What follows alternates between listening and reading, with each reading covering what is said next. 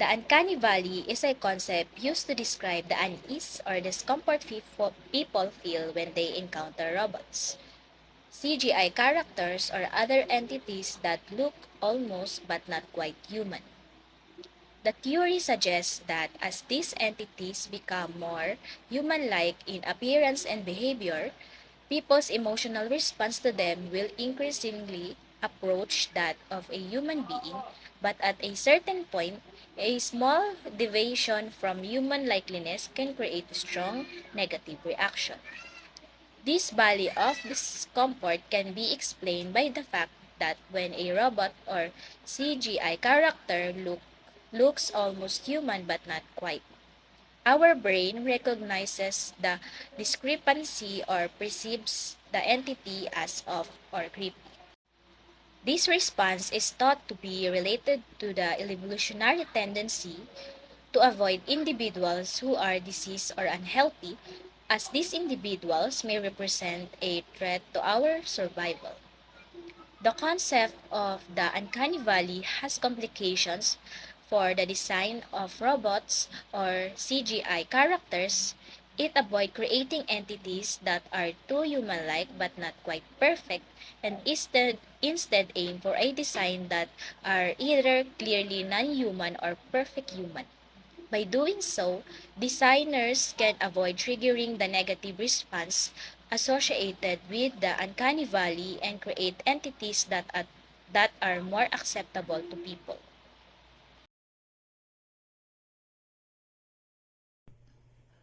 The uncanny valley is a phenomenon in robotics and animation where a human-like entity's perceived familiarity or likability declines as its appearance resembles a person more closely but still falls short of being completely human-like.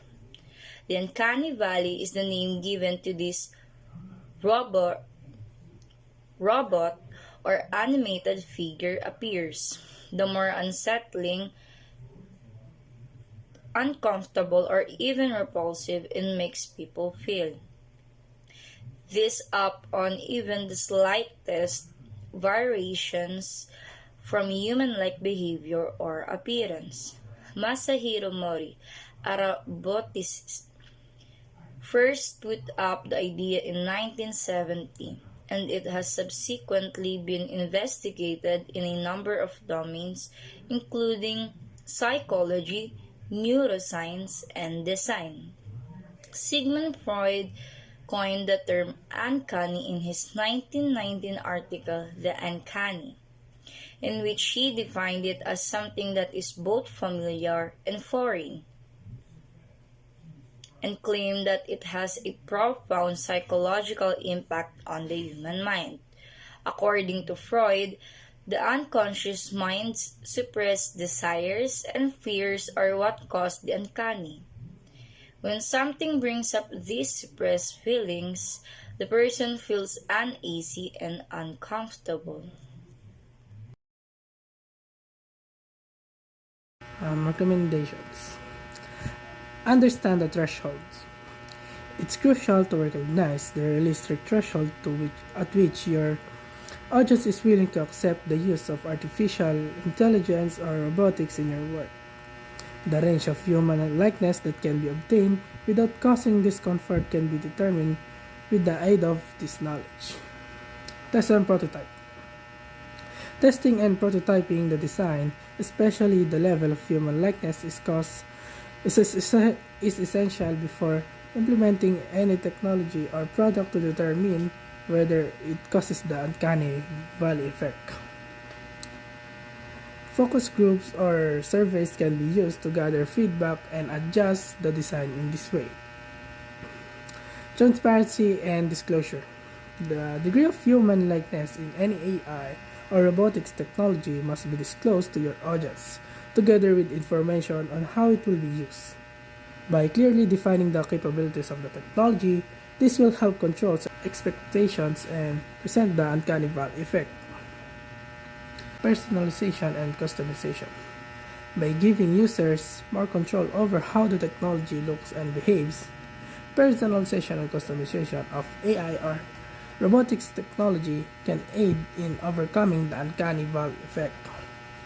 This strategy can assist establish trust with people and lessen the chance of setting off unfavorable emotional reactions. Next is implementation plan. Conduct research.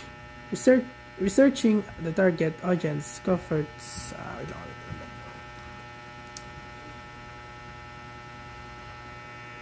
implementation plan. I conduct a research. Researching the target audience comforts level with human like AI or robots technologies in the first step. Focus groups and questionnaires should be used in this study to get opinions on the design and level of resemblance to humans. Next is the design and prototype. The next step is to build and prototype the AI or robotics technology using the study findings as a guide, taking into account the comments from the focus groups and the surveys. This test should involve testing the design to make sure the uncanny valley effect is not created. Next is transparency and disclosure.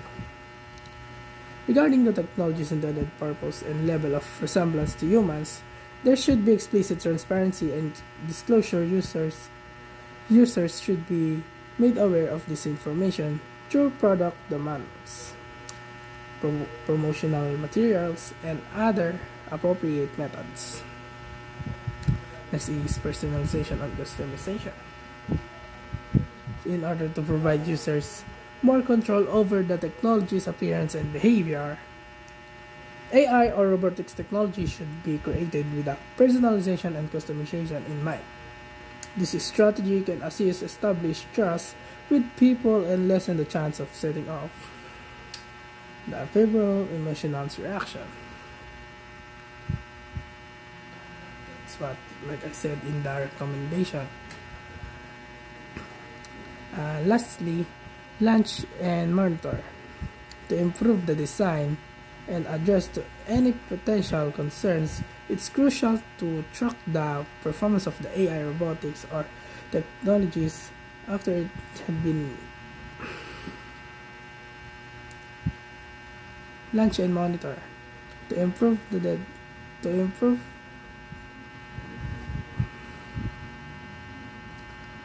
launch and monitor. To improve the design and address any potential concerns, it's crucial to track the performance of the AI or robotics technology after it had been put into use.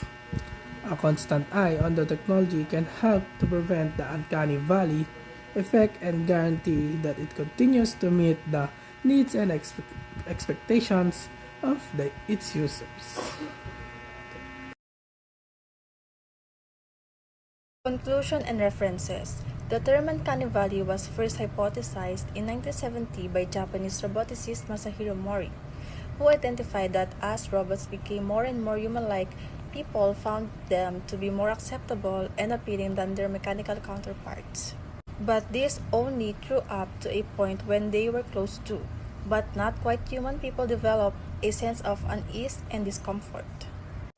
Take Shrek for example. Most people remember this movie as fun, frolic through Fantasyland. Shrek hit the sweet spot that Mori was hinting at in his hypothesis when Princess Fiona looked almost human. She was scary as hell, but make her more like a cartoon, but she's likable. Mori describes the uncanny valley as non-linear relation between the perceived familiarity felt toward a thing and its human likeness. The uncanny valley is a term used to describe the relationship between the human-like appearance of a robotic object and the emotional response it evokes. In this phenomenon, people feel a sense of unease or even revulsion in response to humanoid robots that are highly realistic. What is the importance of uncanny? Basically, the uncanny is what unconsciously reminds us of our own it. Are forbidden and thus repressed impulses, especially when placed in a context of uncertainty that can remind one of the infantile beliefs in the omnipotence of thought. Why is uncanny valley important? Scientists have identified mechanisms in the human brain that could help explain the phenomenon of the uncanny valley, the unsettling feeling we get from robots and virtual agents that are too human-like. They have also shown that some people respond more adversely to human-like agents than others. The researchers were able to identify which brain regions were involved in creating the sense of uncanny valley.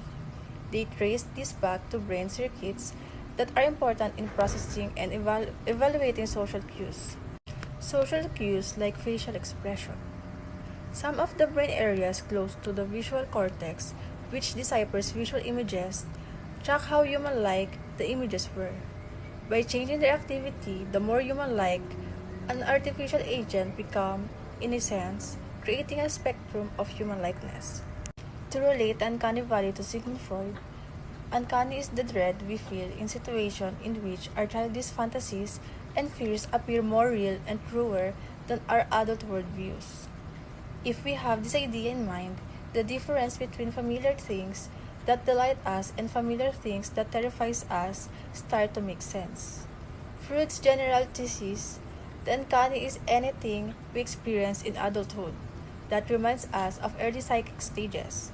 When the human likeness reaches the point where it is quite hard to tell the difference from a human being, the curve rises steeply again, outlining the shape of a valley, thus giving the name Uncanny Valley to that phenomenon.